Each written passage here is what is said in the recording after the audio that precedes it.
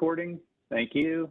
Good morning. I'm Stephen Datz, Chair of the Awards Committee. I'd like to call the January 27, 2022 awards meeting to order. We have a physical quorum represented by Todd Skinner, serving as a delegate for Ricky Erickson, Joe Arfano, and Hai Vu. We also have Stephen Datz and Laura Dutton joining the meeting via WebEx. The Office of General Counsel is represented by Rebecca Levy, and Budget is represented by Lori Whitmer. So before we begin reviewing today's agenda, I'll pause and request that Hai Vu confirm whether anyone is physically present for public comment. There's no one physically present for comments. Thank you. And Lynn, did you receive any public comment via email? No public comments.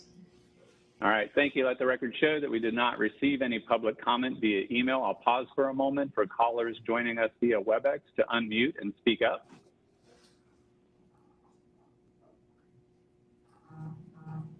Okay, hearing no comments, we'll proceed with today's regular agenda.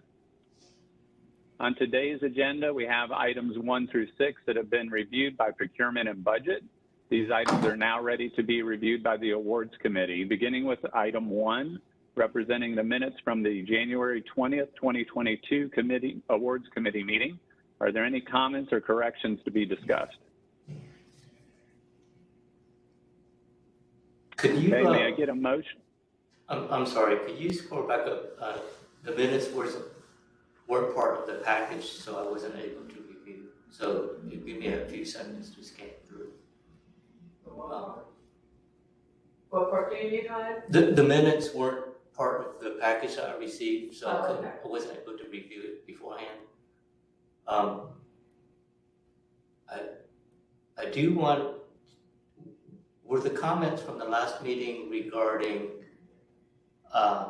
the follow-up to the work at Northside as far as the office, yes, right. and all that, are they included? Okay. Thank you. All right, if you don't mind scrolling out real quick, look it up.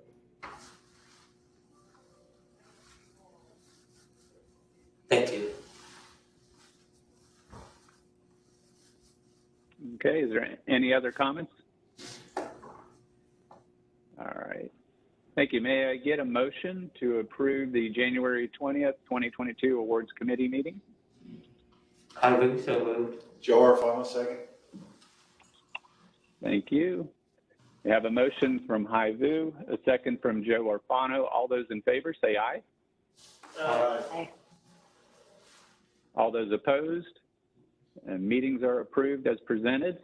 I'll pass it over to Jenny McCollum, our Chief Procurement Officer, to walk us through each of the remaining items before I ask for a motion, beginning with item 2. Thank you, through the chair. Award number 2 is a single source award. This is for our sanitary sewer manhole structural rehabilitation and repair services.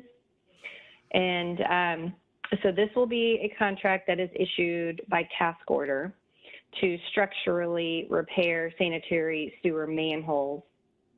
The installer will provide maintenance of traffic, sewer bypassing, debris removal, cleaning, chemical grout injections to stop groundwater leaks, and apply a structural coating intended to reinforce or completely replace. Tim's not on the awards committee. The existing. And is there someone, does someone have a question? yeah, please give her a call. I think that was Nick. Nick needs to mute himself. Okay, Lynn, if you can do a quick mute, I'll continue. So we've got they also will apply a structural coating intended to reinforce or completely replace the existing concrete walls of the manhole. So Engineered Spray Solutions LLC is our recommended awardee, and we are awarding to our budget, which is $2.1 million. This is a 3-year award with 2 one-year optional renewals. I'll give you guys a little history since this is a single source. Engineered Spray Solutions LLC is the manufacturer's sole certified installer for the manhole coating in Florida. The product is called Spray Wall, and Spray Wall is currently the only structural coating listed in our approved water wastewater materials manual and as a JEA standard. Engineered Sprayed Solutions has been performing on an informal piggyback contract that we piggybacked off of with the city of St. Augustine, and their performance has been satisfactory to the business. So JEA negotiated a new contract with them. So we were piggybacking, and now we're choosing to award our own contract because we've negotiated approximately 6% savings off of the price list that we were seeing with the city of St. Augustine. So we are saving about $125,000 over the term of the contract, about 3 years for that initial term is what we're looking at right now. And then additionally, the pricing will stay, current for the year. After the first year, if they choose, they may increase their unit pricing based on the CPI. The current alternative to the structural coating is a traditional manhole replacement. So when we look at what that entails, it shows that we save an average of $50,000 per occurrence by using this product versus replacing a manhole. Additionally, from a timing perspective, the coating takes approximately 2 days versus the 1 week required for full manhole replacement. And I'll note that manholes are within our supply chain disruption right now. So having this as an option is something that's imperative for, the current situation that we are in. A little history, we've spent about $550,000 over the last 2 years, and we've repaired 13 manholes. And again, these will be issued by task order, and they'll be based off the unit prices in the contract. I'll note that our JEA delivery and collection team is currently piloting additional companies, Warren Environmental and Argu. And if the pilot is successful, JEA will consider entering into contracts similar to this one with newly approved vendors. And so what that'll do is it'll give us the opportunity to have multiple vendors. It'll give us the opportunity to pick which coating might be best for the current situation, et cetera. So it'll give us some more flexibility, security in the market, and some more products for us to consider. So I will pause there, see if you guys have any questions. This is, the team's doing great work to try to increase the number of suppliers we have. So I just want to give them congratulations and kudos for working together with procurement to do that. And I'll pass it back to the chair. Thank you, Jenny. May I get a motion to approve award number 2? Laura Dutton, so moved. And a second? Haibu, second. Thank you. We have a motion from Laura Dutton, a second from Haibu. All those in favor say aye. Aye. Aye. All those opposed? Motion is adopted. I'll pass it back over to Jenny to present award item 3. Great, thank you. Through the chair, award number 3 is a piggyback off the state of Florida contract. This is for our cellular wireless services with Verizon. So JEA utilizes wireless devices, including our air cards, which we refer to as our MiFis, the cellular phones that are primarily used for personnel in the field, as well as additional cellular devices used for MV90 meters, power quality meters, and remote network connections that we all utilize with our Verizon monthly access plans. So all of these devices are currently on the Verizon network. And I'll note it is the highest ranking wireless vendor in the state of Florida. So our recommendation to the committee is a 3-year contract to Verizon Wireless in the amount of $5,921,000 $963.44. I'll make a note here. Do we want to adjust the begin date? I think this one had been pushed from previous weeks for vetting. Do we want to change that to February 1st as the start date? Since we're already at January 27th. Morning, Jenny. It's Nathan. Yeah. The actual contract expiration date of the Verizon contract is the 19th, so that date was intentional, that we actually start the contract on that date. Okay. Yep. Have we made any payments or anything on the new contract, or is there a ratification of any sort that we should bring to the committee? No, And there's it's a not. word? Yeah, there's not. Okay. Jenny, hi Jenny, it's Kim. Our billing usually comes in around the 23rd or 24th of the month, so we would be paying the January bills under this new contract. Okay. Okay, just wanted to make that note. We'll leave it as is. I'll give you guys some history on the state of Florida process. So back in August in 2021, they put a new bid out on the street, invitation to negotiate, with a 5-year term through August of 2026. They actually evaluated multiple carriers and entered into contracts with Verizon, Sprint, and AT&T. Verizon received the highest technical and pricing scores out of the 3 carriers. And it should be noted that our Verizon wireless air card, cell phones, and machine-to-machine data coverage, are approved as a JEA standard. So there's a few pieces kind of to this puzzle. So I want to bring some transparency there. Even though we're piggybacking and we're using the state of Florida from a pricing perspective, it's an advantage to us to utilize their amounts. And so we chose to piggyback, but this is a standard. So the single sources we're choosing to use Verizon, and the award amount includes an average monthly cost. There's a table, so I won't go through everything, but average monthly cost of about $128,000 for FY22 for our current services, and then increasing by 4 to 12% each fiscal year due to new plan services. We also have a 10% contingency to cover potential additional monthly access plan usage. And the table below also includes a $300,000 annual capital spend for purchases for new wireless devices. So the current pricing, the pricing on our current contract, even though the state bid this out and it was a new contract, we're seeing the same pricing, which is good, and it'll remain fixed for the term of the contract.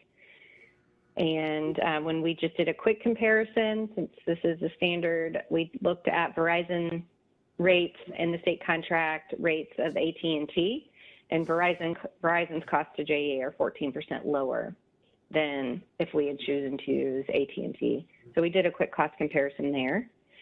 And then lastly, I'll note it was important for the business for you all to understand the usage of our wireless devices for monthly access plans have changed significantly since August of 2020 due to JEA's changing technology requirements and usage. So you'll see the amounts of this award higher than past usages.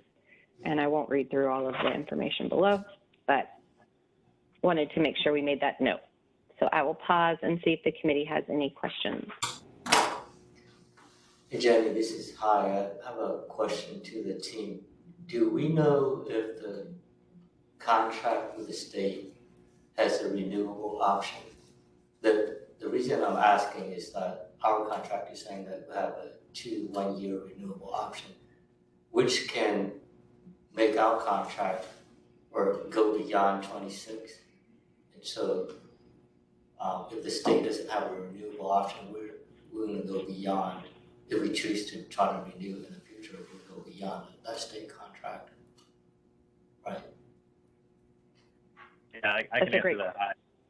Go ahead, Jenny. Sorry. Nope, go ahead, Nathan. Okay. Yeah, I can jump in. This is Nathan again. I know the state contract is 5 years. you know, it is slightly under if we were to do both renewals. So I can double check. I do not know right offhand, Nick or Kim, I don't know if you do, if there are renewal options. Typically there are, but I would have to double check that. But the state contract is a 5-year contract, so we would be covered at minimum for the 3 years plus the first renewal. And then that second renewal might overlap, you know, where we may have to do a shorter than a 1-year renewal, that second renewal, if the state doesn't extend it. So yeah, good question. I can double check on that, Jenny. Yeah, and the other thing is, Nathan, they normally try to do like renew the award with the state about 6 months prior to the end date, because I believe the way that it'll work out, they go out to bid, I think, about 6 months earlier, just to try to avoid any like gaps in the ability to renew. Does that make sense? It does. Yeah, so what Okay. I'm hearing is probably not a renewal option with the state contract.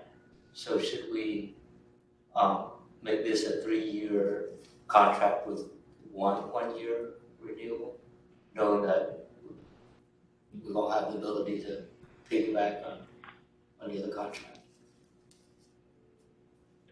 I'm really, from business perspective, Stephen, I'm comfortable with that approach, just because if pricing changes, you know, that would kind of be a whole new contract that you guys could then bring back to the committee. So if you did a 3-year plus a 1-year renewal option, then that covers you, and then you can, at that point, you know, look at your options when the state renews or rebids. But Can we do that anyway? As part of the 1-year renewals, to go back and evaluate? Well, it would get us synced up with the state if we want to continue to piggyback off of the state contract. What that does is sync us up. So then the next contract, if they do a 5-year, then we would be aligned and we could do a longer 5-year term instead of the renewals, just to try to lock in some of that pricing. It might make sense to do that. I don't have any issue with that.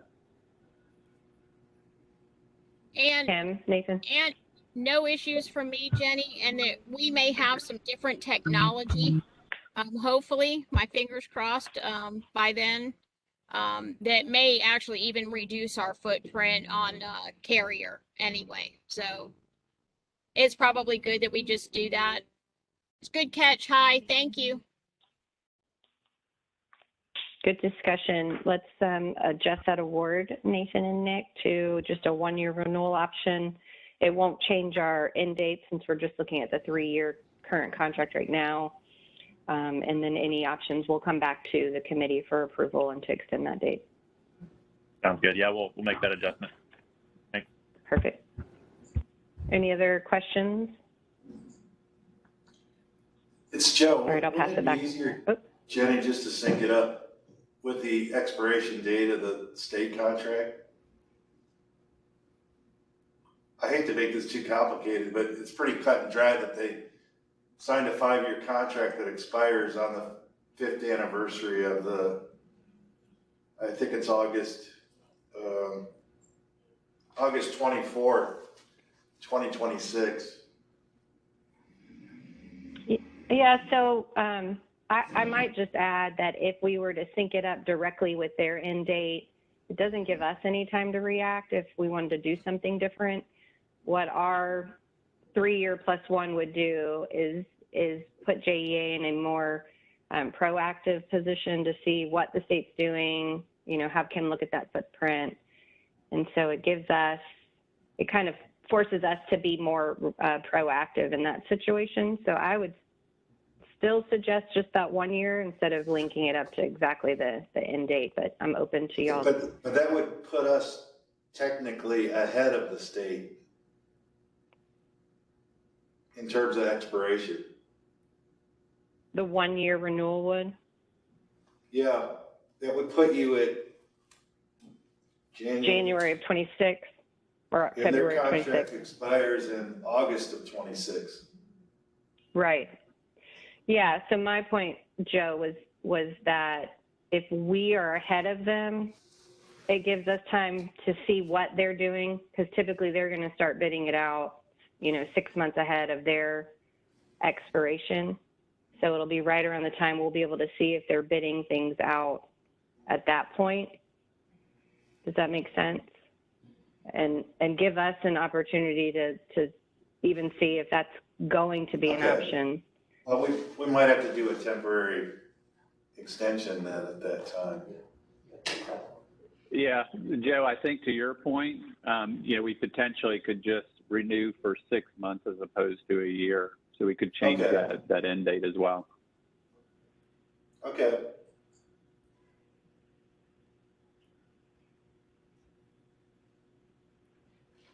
So do we want to add a 1 year and then a 6 month? To align it with more of the timing of the state's renewal? And then it's up to us whether, what services we want to put on there. Or should I come back to awards and ask for the 6 month extension on the back end?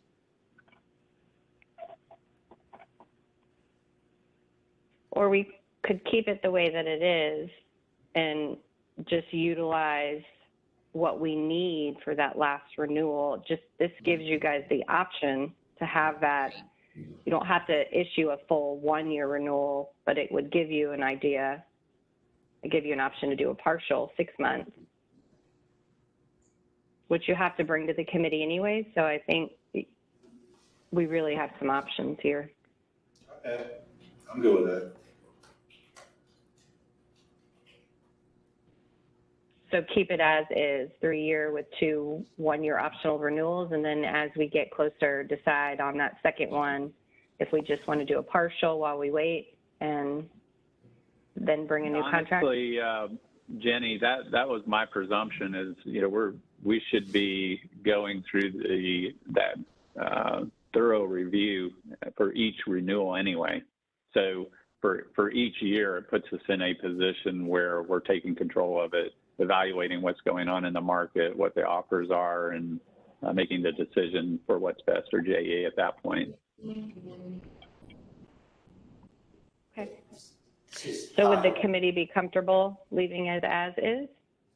Yeah, this is how I'm okay with it. The only reason I brought it up is that in 2026, after August, there won't be a contract with the state. So the whole purpose of this is piggybacking on the state's contract.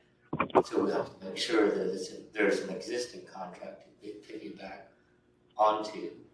And if not, then we just need to shorten up that extension period. So I'm okay with it. Okay. So we'll remain the way that the award's written up, and we'll give it back to the chair for a vote. All right, good discussion. Thank you, guys. May I get a motion to approve award item 3? Joe Orfano, second. All right, Todd Skinner had the motion, and Joe seconded the motion. Joe Orfano. All those in favor say aye. Aye. All those opposed? Motion is adopted. I'll pass it over to Jenny to present award 4. Thank you. Through the chair, award number 4 is a contract increase. This is for our network protectors for JEA inventory stock, which are special self-contained air breakers or switching units that have a full complement of current, potential, and control transformers, as well as a relay functionality. The primary purpose of the network protectors is to enable the paralleling of 2 or more primary feeders on the same low voltage bus. So Cooper Power Systems LLC is our recommended awardee in the amount of $3,516,255.30. This is a 5-year award that, expires in February of 2025. Just a reminder, the committee has seen this twice, but back in February of 2020, we awarded the contract to Eaton Corporation. There was a contract assignment to Cooper Power Systems LLC, which is a wholly owned subsidiary of Eaton. Then there was a change order in December of 2020 that added 2 additional network protectors to be used in tandem with submersible network transformers. So we added 2 items to the list. And I'll note here, you know, when you guys saw it originally, it would have been noted that this was a JEA standard or a single source, was the only manufacturer of these items, given their unique functionality and capabilities. This request is to add additional funding to cover forecasted requirements for the remainder of FY22 and 23. And you'll notice, although it's a 5-year award, when the original award was submitted, it only included the projections for the first year. So future needs were to be determined based on JEA operational needs and budget availability. Daryl, do you mind putting your WebEx on mute for me? I'm getting some feedback. Thank you. I'll note that the pricing in this contract adjusts quarterly to reflect updates to specific indices. So we are attached to the carbon, steel, copper, and labor for this contract.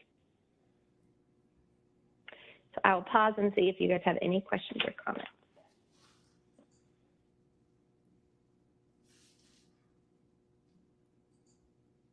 All right, I'll pass it back to the chair for a vote. Thank you, Jenny. May I get a motion to approve award item 4? Harvey, so moved. And a second? Todd Skinner, second. Second. Laura, I think Todd beat you on that one. That's all right. All right, we have a motion from Hai Vu, a second from Todd Skinner. All those in favor say aye. Aye. All those opposed? The motion is adopted. I'll pass it over to Jenny to present award item 5. Thank you. Through the chair, the next 2 are pretty quick and self-explanatory. So award number 5 is an invitation for bid. This is for the Brandy Branch and Kennedy Generating Station CO2 Fire Protection Life Safety Upgrade Project. So this will cover 4 generating units at 2 sites. So we're going to be working on Brandy Branch Generating Station units B51, 52, 53, and then Kennedy would be the K37 unit. We think this project is estimated to be completed in February of 2023. JEA only received 2 bids, so we reached out to the other bidders. We had 4 attend the optional pre-bid meeting, and they stated that the timeline for the first outage seemed to be an issue, the overall workload and complexity of the project as reasons for not bidding. So we ended up with 2, and we evaluated them on price only, with Milton J Fire Protection being our recommended awardee and the amount of $878,625.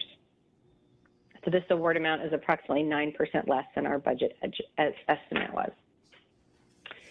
And I'll ask the committee if you guys have any questions or comments.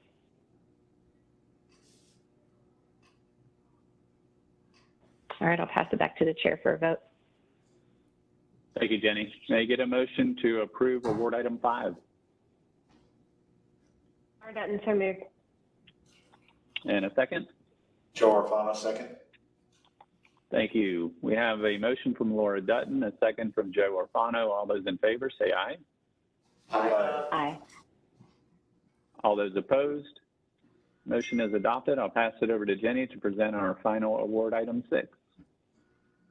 Thank you. Through the chair, award number 6 is a miscellaneous.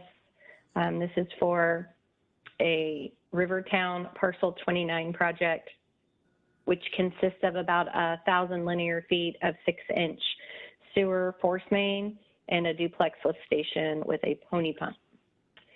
Mattamy Jacksonville LLC is the developer, and so we will be working through them, who is going to work with TG Utility Company, Inc. And the project amount for this award is $592,848.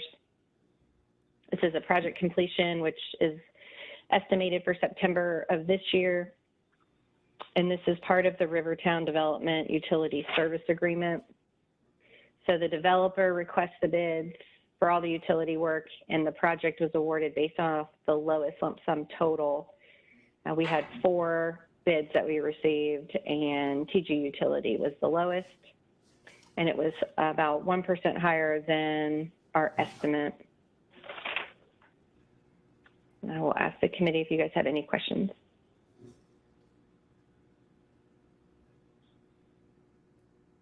All right, seeing none, I'll pass it back to the chair for a vote. Thank you. May I get a motion to approve award item 6? Hybrid, so moved. And a second? Todd Skinner, second. Thank you, Todd. We have a motion from Hai Vu, a second from Todd Skinner. All those in favor say aye. Aye. All those opposed? Motion is adopted. The entire agenda representing items 1 through 6 are approved for January 27th, 2022. Is there any other business to come before the awards committee at this time? Through the chair, this is Jenny. I do just want to make one note. Excited to share that I will be presenting this supply chain disruption and impacts to JEA presentation to the leadership team next week, and then again to the board in February. So just wanted to keep the awards committee updated on the presentation. Hope you guys will chime in. I've started reaching out to different business partners and getting their input, and appreciate all the support and teamwork in putting that together. So look forward to presenting that and for you guys to hear what's going on. You hear a lot of it through these meetings. So it'll be a nice presentation to wrap it all up and get our message out on what we're doing to mitigate the issues. Very good. Thank you to Jenny and to your team as well. The supply chain disruption is definitely a recurring theme that comes up each week. Yeah, I'm definitely looking forward to hearing that. Any other business to come before the awards committee? All right, seeing none, we're adjourned. Thank you. Thank you.